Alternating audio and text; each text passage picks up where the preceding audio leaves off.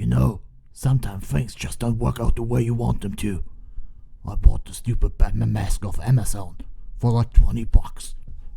Not only does it look like crap, it also came broken in the mail. Even the bad Batman voiceover I'm doing now feels overused. So now I'm making this intro to get something out of it. But I'm asking myself, was it worth it?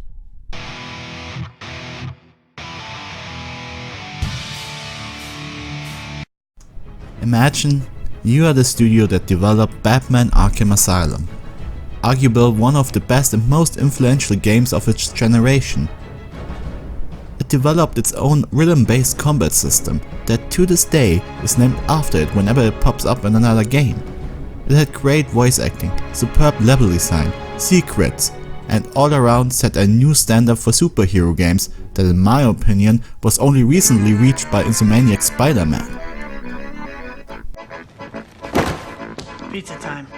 But you know, it had to be published by Warner Bros. Games, part of the unholy trinity of video game publishers. So while I prefer Asylum, I think Arkham City is the logical next step, even if you had to sacrifice some of the tight, almost Metroid-like level layout for seeing Gotham City reincarnated in video game engine. City is sadly where the first cracks start to show up in the beautiful mosaic of the Caped Crusader. Collector's Edition, Season Passes, and Game of the Year editions. All your favorites are here! Man, I really don't miss the last generation's strategy to cut content out of a game to sell it to you again for some extra bucks. At least rush development cycle to meet stockholders' expectations, everybody's favorite, didn't show up here. They saved that one for Arkham Knight. I've got a really big thing for cars, it's fucking weird. In fact they, and with they I mean Rocksteady, couldn't pump out games fast enough, so today's game isn't made by them.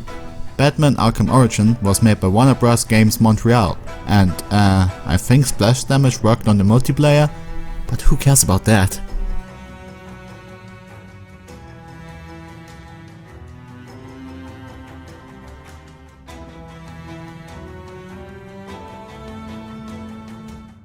The weather is cold outside, but the sound of the Dark Knight snapping bones is oh so delightful.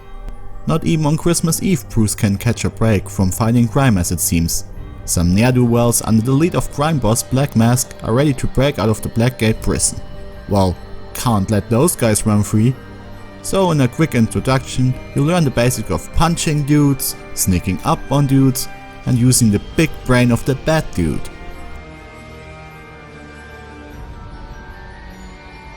Origin is set in an interesting time frame after the beginning of Batman and the time before every criminal had at least one limb broken by Mr. Wayne. That means everything in Gotham is even more awful and corrupt as usual. A far cry from the police of Gotham basically teaming up with you. Because the game has to get going somehow, Black Mask is captured by Chopper and you get to fight old Killer Croc, the oversized leather purse with a biting problem. One thing Rocksteady always struggled with was the boss fights. And I have to say, even this first confrontation I like a lot more than the rafting simulation of Asylum. It's not that fresh of an idea, but the battle on top of the rooftop while the snow is falling is just the right degree of cinematic for a Batman fight. I managed to live with the fact that I'll never get a platinum level boss fight in a game using the Batman combat system, so at least make it feel and look good. More on that later, because now it is time for the gimmick of this Arkham game. Each one of the first one got one. City has an open world Gotham, Knight has the car, and Origin has Assassins. No, not that one. Black Mask is kinda annoyed with Bruce's continued existence as the Caped Crusader, so he offers a heavy reward for his head. And this is Gotham, a city apparently with a better criminal per square meter population than Detroit. Yikes. These assassins consist of fan favorites like Senior Bane, Deathstroke, and Killshot. Yeah. Lesser known guys like Firefly, and people who will make you literally go, Who? Shout out to my boy Electrocutioner though.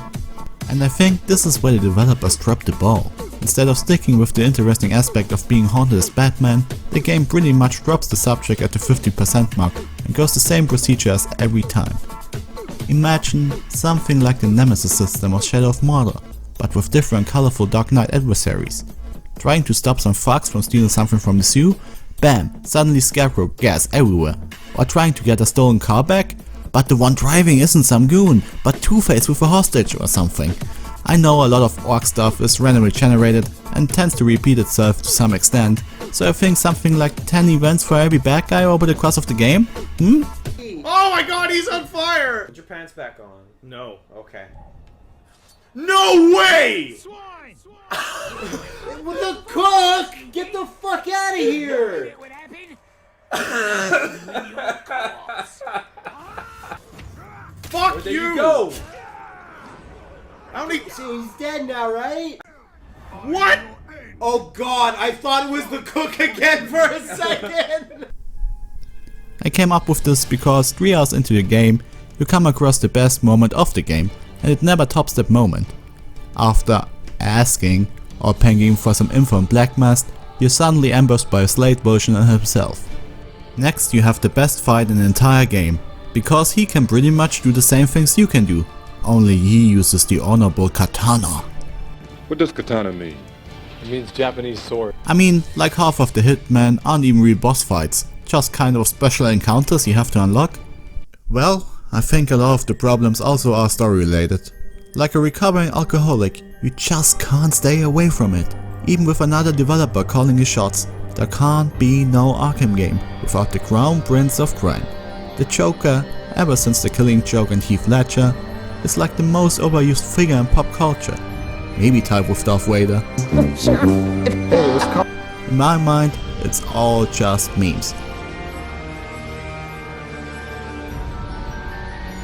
Doesn't even matter if the portrayal is good or bad. Mark Hamill Joker is always class, but I'm so sick of seeing him.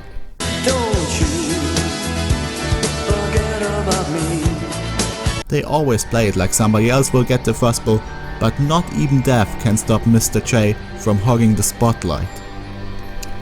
I just really think they missed a chance to separate themselves from the other games. I don't have a problem with reuse environments from City or some shortcuts in development, but at least take the chance and put your own spin on things.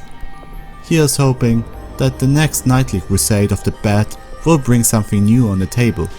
Rocksteady is busy with something they won't even tell us about. I'm happy they got away from Arkham, but please, don't go games as a service. You're better than that. It'd be funny if it weren't so pathetic. No, what the heck, I'll laugh anyway.